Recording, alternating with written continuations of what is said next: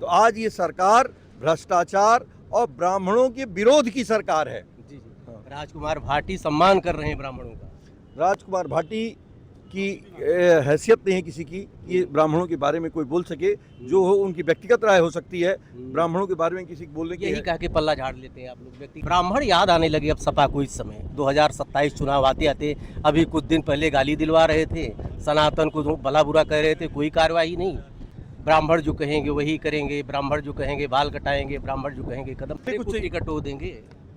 Ticket निश्चित रूप से देंगे और टिकट देंगे तभी आएंगे और सरकार बन रही है और टिकट देने जा रहे हैं। अच्छा, कितने ब्राह्मणों को टिकट दे रहे हैं? सब हिसाब कर लेंगे। गणित का सवाल थोड़ी ना कि आप हिसाब कर दे 2 दूना 4। ये हारने वाले को आप चाह रहे हैं कि दूसरी पार्टी हमारी पार्टी हार जाए, तो हम तो उसी को देखें ना जो जीतेगा। बिहार और बंगाल चुनाव बहुत मजबूत थे, आप क्या हो गया है? देखिए, मशीनरी है, वही फोर्स है, वही चुनाव आयोग पे आप लोग आरोप लगाते रहे, वही चुनाव, क्या बदले गए यहाँ पे? जय सिया राम। राजनीतिक व्यक्तित्व के अंदर अगर आध्यात्मिक प्रेरणा जग जाए तो बहुत बड़ी बात है। पूर्वांचल के सिरमौर कहे जाने वाले राष्ट्रीय ब्राह्मण राजनीति के सबसे बड़े पुरोधा पंडित हरिशंकर तिवारी जी के छोटे सुपुत्र विनय शंकर तिवारी जी अयोध्या में सर। ब्राह्मण याद आने लगे अब सपा को। इस समय 2027 चुनाव आते आते अभी कुछ दिन पहले गाली दिलवा रहे थे, सनातन को भला बुरा कह रहे थे, कोई कार्रवाई नहीं।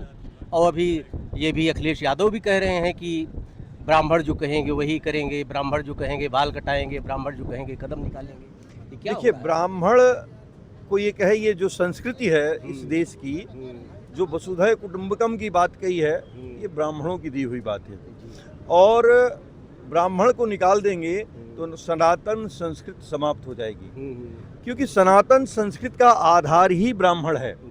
बिना ब्राह्मण के सनातन संस्कृति नहीं होगी। क्योंकि अगर आप देखें तो अनादिकाल से, आज से नहीं, अनादिकाल से ब्राह्मणों ने इस भूमि के लिए त्याग किया। वशिष्ठ के रूप में त्याग किया हमने कणाद ऋषि के रूप में त्याग किया, हमने समुद्र मंथन किया, दधीच के रूप में हमने त्याग किया, आचार्य चाणक्य के रूप में त्याग किया, भगवान परशुराम के रूप में त्याग किया। तो इस पूरी धरा को बनाने में, जिसको विश्व गुरु हम आज और आप कहते हैं, इसमें ब्राह्मणों का योगदान है। तो जिसको बनाने में उसका योगदान है, उसको कैसे आप हटा देंगे और कैसे भुला देंगे? कोई स्पेस आपने नहीं दिया। किसको स्पेस नहीं दिया? अरे भाई, ब्राह्मणों के लिए कोई एजेंडा भी है कि खाली यही बयान है आपका? एजेंडा सरकार का होता है। विपक्ष में हम उनकी आवाज उठा सकते हैं, हमारे पास अधिकार है आवाज उठाने का। आवाज मैं उठा रहा हूँ, हर बात पे आवाज उठा रहा हूँ। जब हम सत्ता में आएंगे तो उनको अधिकार देंगे, उसके पहले कहाँ से दे देंगे? हमारे पास देने के लिए कुछ टिकट वो देंगे। टिकट निश्चित रूप से देंगे और टिकट देंगे तभी आएंगे और सरकार बन रही है और टिकट देने जा रहे हैं। अच्छा, कितने ब्राह्मणों को टिकट दे रहे हैं? सब हिसाब कर लेंगे। गणित का सवाल थोड़ी ना कि आप हिसाब कर दे 2 दूना 4। ये तो समय के हिसाब से बताएंगे ना। तो और ये प्रेस की बात नहीं, ये हम जहाँ जहाँ जो हमारे जिताऊ प्रत्याशी होंगे उनको सबको टिकट देंगे। जिताऊ प्रत्याशी को आप हाँ, बिना जिताऊ प्रत्याशी, हारने वाले को आप चाह रहे हैं कि दूसरी पार्टी हमारी पार्टी हार जाए, तो हम तो उसी को देखें ना जो जीतेगा। बिहार और बंगाल चुनाव बहुत मजबूत थे, आप क्या हो गया है? देखिए, बिहार और बंगाल और उत्तर प्रदेश में अंतर बहुत है। क्या अंतर है? उत्तर प्रदेश ये अयोध्या धाम भगवान राम की भूमि है, जहाँ से भगवान राम ने यज्ञ की रक्षा के लिए संकल्प किया था और ऋषियों की यज्ञ की रक्षा के लिए यहाँ से प्रस्थान किया था। भगवान कृष्ण ने, अगर आप देखिए महाभारत के अंदर, तो जब वो चले तो संधि लेकर गए थे, लेकिन कृष्णा ने कहा, कृष्ण संधि मत ले आना, युद्ध लेके आना, नहीं तो हमारा प्रण पूरा नहीं होगा। तो संधि लेके कृष्ण गए हैं, लेकिन युद्ध लेकर वापस आए हैं, वो है उत्तर प्रदेश। अच्छा, ये बताइए, बिहार और बंगाल क्यों हार गए? बिहार और बंगाल की मजबूत थे आप। बिहार बंगाल उत्तर प्रदेश नहीं है, तुलना एक दूसरे की नहीं होती है। मशीनरी है, वही फोर्स है, वही चुनाव आयोग पे आप लोग आरोप लगाते रहे, वही चुनाव, क्या बदले गए यहाँ पे? हाँ, जनता बदलेगी, आक्रोश बदलेगा, लोगों की जनभावनाएं बदलेंगी। आज देखिए उनकी, आज यहाँ का जन कोई ऐसी परीक्षा नहीं है, आप बता दीजिए 2017 के बाद कोई ऐसी परीक्षा है जिसका पेपर न लीक हुआ हो? कोई एक परीक्षा बता दीजिए कि जिसका पेपर लीक ना हुआ हो और उसके ऊपर सरकार के ऊपर आरोप न लगे हों या वो सरकार ने उसको कैंसिल ना किया हो। तो क्या कारण है? कि आखिर कोई विशेष कारण है ना? वो मशीनरी कौन सी है कि हर बार पेपर लीक हो जा रहा है? इसका मतलब सत्ता में जो बैठे लोग हैं, कहीं न कहीं वो नौजवानों के प्रति ईमानदार नहीं हैं। तो आज ये सरकार भ्रष्टाचार और ब्राह्मणों के विरोध की सरकार है। जी जी। राजकुमार भाटी सम्मान कर रहे हैं ब्राह्मणों का।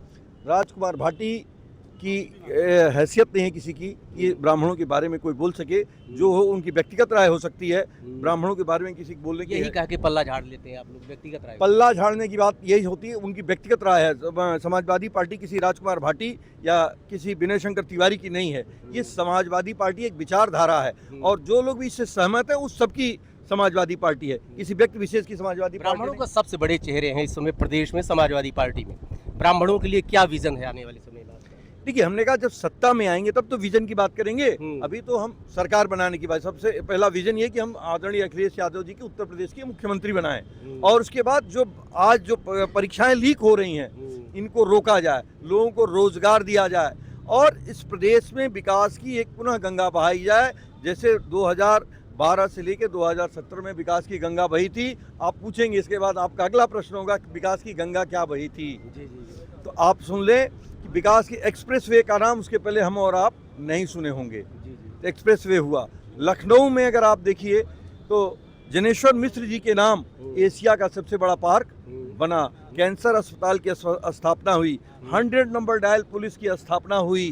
अगर आप देखें समाजवादी एम्बुलेंस चलाया गया, तो ढेर सारे चीज़ें हैं। इंटरनेशनल स्टेडियम लखनऊ में बनाया गया, तो ढेर सारे ऐसे कार्य हैं जो कि जिससे लोगों को रोजगार मिला, नौजवानों को लैपटॉप दिया गया, रोजगार दिया गया। तो ये विकास होता कि आम जन के भावना उनसे जुड़ी हुई हो।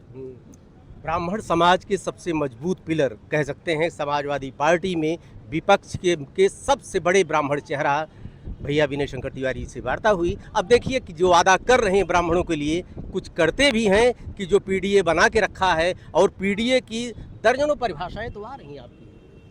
परिभाषा आप अपने मन से मनगढ़ंत है। अरे भाई, जिससे आप बात कीजिए, जिस जाति से बात कीजिए, अपनी परिभाषा दे देता तो है। बहुत का मनगढ़ंत है। ब्राह्मणों को बताया गया है कि आप अगड़े हैं। अगड़े हैं, तो आप सब अपने मन से बना लेंगे तो हम क्या कर लेंगे। तो ये तो और लोकतंत्र में बोलने की आज़ादी सबको है। हमारे वहाँ लोकतंत्र में कोई अंकुश नहीं है कि आपके अखबार में पूछ के लिखा जाएगा या आपके चैनल पे पूछ के लिखा गया इतनी खबर चलानी है। आज तो पूछा, अगर आप सरकार के विरुद्ध एक लाइन खबर चला देंगे तो हो सकता है FIR हो जाए। सबके लिए एजेंडा ओपन है, ब्राह्मणों के लिए बड़ा गुप्त रख के चल रहे हैं आप। नहीं, किसी के लिए, सबके लिए एजेंडा ओपन है। आप अगर कल सरकार के खिलाफ चला के देखिए तो हो सकता है थाने के गेट में हम और आप मिलेंगे वहीं कहीं। तो जब चलाएंगे सरकार के खिलाफ तो थाने के गेट में आप भी होंगे, हम भी होंगे। चलिए ठीक, एक अपनापन भी है पत्रकारिता के साथ में हमारा। देखते रहिए अयोध्या दर्पण। ढेर सारी शुभकामनाएं, धन्यवाद आप।